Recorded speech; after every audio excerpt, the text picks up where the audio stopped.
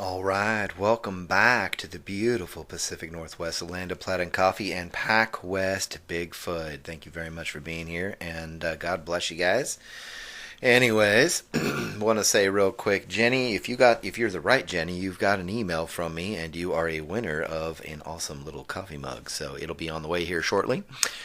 And I'm going to go back to the giveaways and announcing them actually on the first week of every month starting next month. So just look forward to that. Let me fix my mic here real quick. Guys, I got a new boom mic, a new podcast mic. It's pretty awesome. I really do enjoy it. I hope the clarity in it is much better.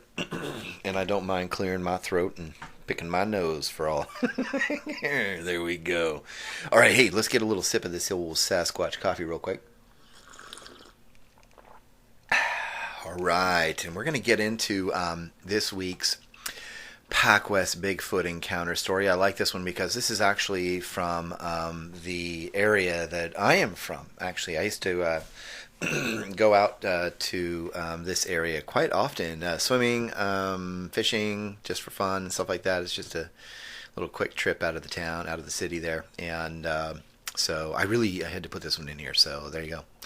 All right, let's get going here. The Bigfoot of Copper, Oregon.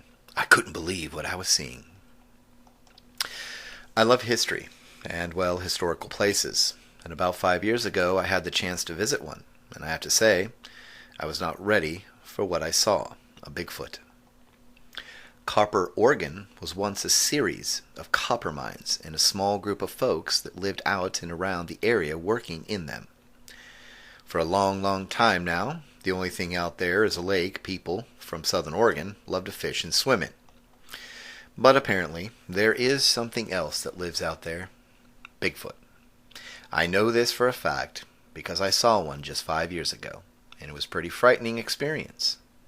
Here is what happened. The Copper Bigfoot. Copper, Oregon. Copper was named for the copper mining in the region, including the Blue Ledge mine just over the state line in California. The town had a post office from 1924 until 1932. What is even more interesting is the fact that someone had placed a Bigfoot trap out this way, not too far from where I was when I had my encounter. I know it was meant for fun, the trap that is, but the idea of Bigfoot at the time, before my experience, was, well, kind of a joke to me. But to begin again, I love history and historical places, and am often found out and about in any part of Southern Oregon with my metal detector on my search for any relics some may have missed over time. And yes, I teach history and social studies, and this is why I need my anonymity to be respected with my story. And here is that story. Penny for your thoughts. Copper. A small series of copper mines literally running up the side of a mountain. Well, hills, really, that surround Applegate Lake in the very southern part of the state of Oregon. Was it a town? Not really. There was a small community of people that lived out in this area near their mines.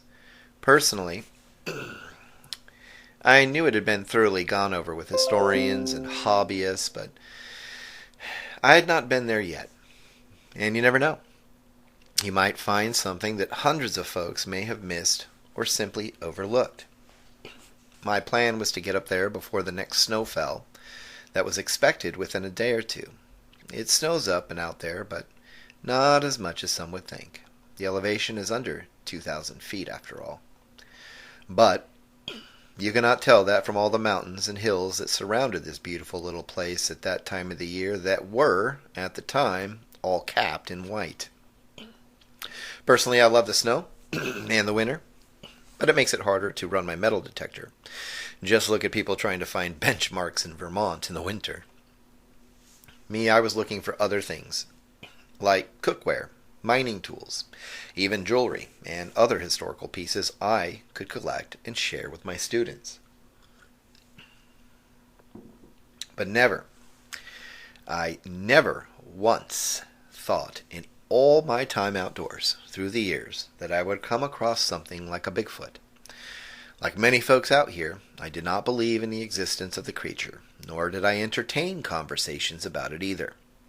So yes, I was ignorant, and not just ignorant, but a little self-righteous when I'd been confronted with this subject the few times that I had been over the years. For that, well, I would apologize today for my attitude, because these things are real. Between two hills. There were settlers, miners if you will, who lived up in the area, like I said. Back then, the Applegate River was not a dammed up lake. There were some simple and rudimentary cabins here and there, but mostly there were tent camps for the most part. But I will save you the history lesson. I would head out there early in the morning. It would take about 45 minutes to an hour to get there from my home in East Medford, where I lived at the time. I parked on the south side of the lake, down at the very end of Manzanita Creek Road. The locals will know where that's at. Suffice it to say, I was there so early there was no other cars around, just me on that side of the lake. There were, however, at least a couple boats I'd seen as I drove along the north side of the lake, but nobody was on the side I was, not a soul. I was parked between two hills, and the one that was east of me is where the old copper mines and camps were located back then. Of course, the camps and cabins were spread around a bit, but I was told and came to learn that it was a small, tight community that lived relatively close to each other out here.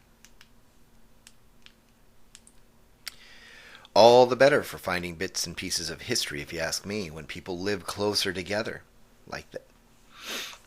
But apparently, there was something still living out there, and I got that feeling the moment I hit the small trail that led between the two hills in front of me. I should have figured it out sooner, but there were no sounds in the woods that morning. No birds, no squirrels, no nothing at first. I finally realized this and started looking around and wondering where all the animals and birds went. Then, suddenly, I heard a boat motor and gave that sound up to being the reason the birds were not chirping and squirrels were not squeaking or chattering at the time. Unfortunately, that boat motor was not the issue. It was something else. It was a Bigfoot. Finding Bigfoot?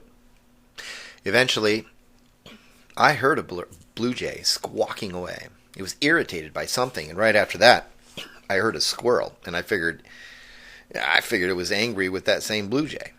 Suffice it to say, again, I was back to walking and heading into Copper on a small trail that led up that way between the two hills. However, I still felt a bit, uncomfortable for some reason, but I trudged on nonetheless. I was on a mission, and I had a taser with me and pepper spray just in case, so I felt pretty secure out here. It was pretty cold, but I warmed up pretty quick, traversing the old trail. About 20 minutes into the hike, I was in the Copper area. In my current location, I was on the outskirts of the old mining area and ready to get some metal detecting done. On a side note, I thought about taking pictures in the area, but decided against carrying any more equipment with me that day. Sure wished I had. I would have had the best picture of one of these things ever, and I would have taken the shot, too. It was a few minutes or so into listening to the metal detector do its thing when I heard it, or something else, make a weird, high-pitched whistle-like sound. I stopped what I was doing and took the headphone off my other ear and listened. Nothing, just the sound of the blue jay again all of a sudden, and the faint sound of my metal detector through the headphones as I turned around. I still cannot shake it, though, that feeling as if I was not alone, even being watched. I kept my eye out from that moment on, lifting my head and looking about as I passed the detector from side to side as I moved along. I'm glad I did it too, because I saw something unbelievable. At first there was a feeling of being watched that grew more and more intense. So much so, I sat down for a few on a fallen log and decided to have a cup of coffee and a bagel I brought and just relax and maybe shake it off. I kept turning my head and looking behind me, and that is when I finally noticed something odd. It was still very early. The sun was just now up, and I was in the thick of the trees where it was still semi-dark, and, you cannot see that far into the woods, that's for sure. But I could see something just at the edges of my visual plane that was, human in shape, but taller, wider, and darker, swaying away. I knew what I was seeing. I just could not believe it. It's like your mind does some kind of warped dance and tries to convince you that you're looking at a person, not a giant ape-like monster of a thing in the woods. Since this encounter, I've talked to one other person from the area that has seen them herself out this way, and she knew what I was talking about. It's just so unreal, but real all at the same time. And yes, Dave, she's willing to sit down with you. But as I stood there, so did it. But it was not still and frozen in place as I was. It was swaying back and forth, just enough to notice it doing so. I became pretty frightened all of a sudden, frozen in fear, in fact, and something in the back of my mind was telling me that was a good thing. Running was not an option, I heard myself say in the recess of my mind. But my heart was suddenly doing laps in my chest, and it was starting to hurt, literally. I stood there as it swayed with half of its body, the lower half, hidden behind a tree and some high brush. But the top half I could still see, even in the low light, swaying slightly back and forth. I cannot see any facial features at the moment whatsoever.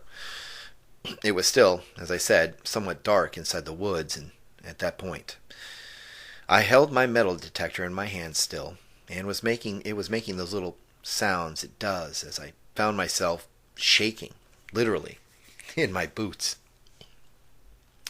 It speaks. Zo, zo, hoop, no, no, no. That is what I heard. I remember it clear as day what came out of the mouth of this thing seconds later. I have no idea what it meant. I have no idea about anything that day. But in some strange way, well, it sounded like it was trying to say something to either me or maybe others like it that were around. And that was my biggest fear all of a sudden. That there were more of these things, and it was making a breakfast bell call out to the others. I decided, well, my mind and gut were telling me it was time to walk out of there, slowly, naturally, and do everything I could to not do what I wanted to do, run while screaming bloody murder all the way back to the car. I picked up my pack, and I did it naturally. Everything I did from that point was as natural as possible. Whatever I needed to do, the one thing was to be natural, normal. Anything else, I believed, would put me in serious danger. It kept up the crazy sounding language and or noises, but it seemed to me to be a language, weird as that may sound to you.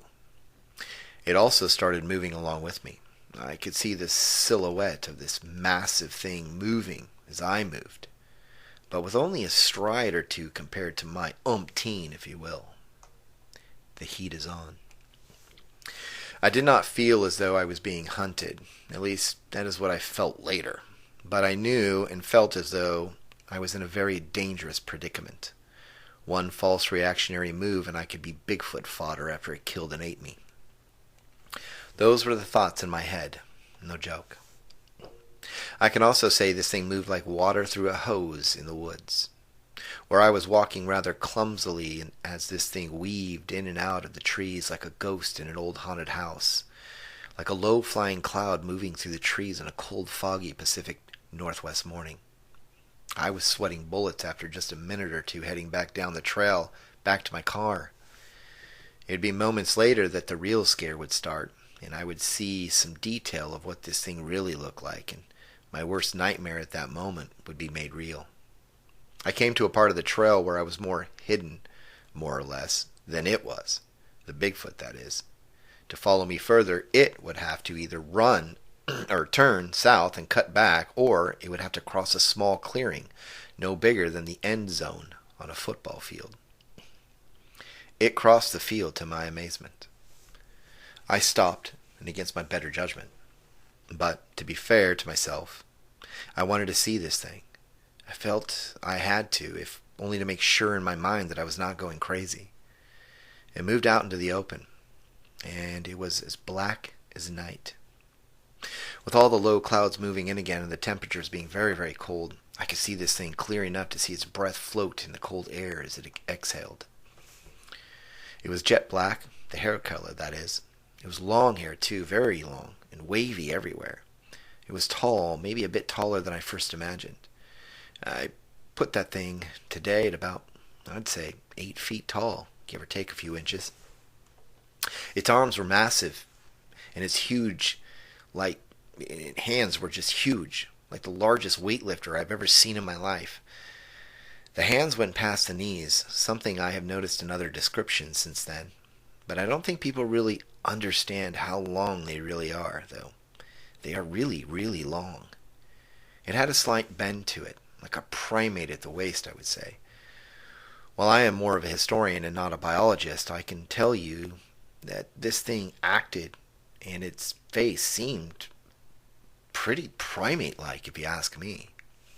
It had a very flat nose, but the eyes, they looked pretty human-like, even under the very thick and heavy brow line, and seemed a little sunken in to its head. The neck, well, unlike reports I've heard, I saw a bit of one, but I can see that if you don't have a clear enough view, you could say it had none. And yes, it was such a small neck, it had to turn its body to look at me. And that is when I started back on my walk. And that was the moment I really became frightened for my life. This thing was not alone. There was another. As it turned its upper body to look right at me, it made that crazy talking or gibberish sound again. This time, however, I noticed movement and sound from behind it in the tree line. Kind of from behind the both of us, actually. It was time to go, and my gut this time said to walk faster and make a lot of noise. The car or bust. They were following me, maybe even hunting me, and that was my biggest fear of all at that moment. I would rethink that later, but who knows for sure. But as I came around a slightly familiar bend in the trail, I knew I was less than 50 yards away from my car. Instead of fear now, I was in run mode, and so I ran. I heard some crashing in the trees behind me, but it stopped abruptly as I made it to the clearing where my car was parked. Nobody else was around, and the boat with a fisherman in it off in the distance could not hear a thing, and kept on fishing as I stared out my car window, fumbling for my keys. I started the car, turned around, and looked back once before I left out of there, never to return again. Personally, I would prefer to never have that happen again, because my career, I just don't want it to happen again. Today, I try to be more aware of my surroundings, and to be upfront and honest, I never go alone to any location to do some or any research today in the woods anywhere. That thing, that Bigfoot, was scary looking, massive, at least what I saw of it briefly. I also believe that it was, most likely, simply curious about me. But, like I said, who knows? It could have been hunting. But that's my encounter story. Thanks, Gerald.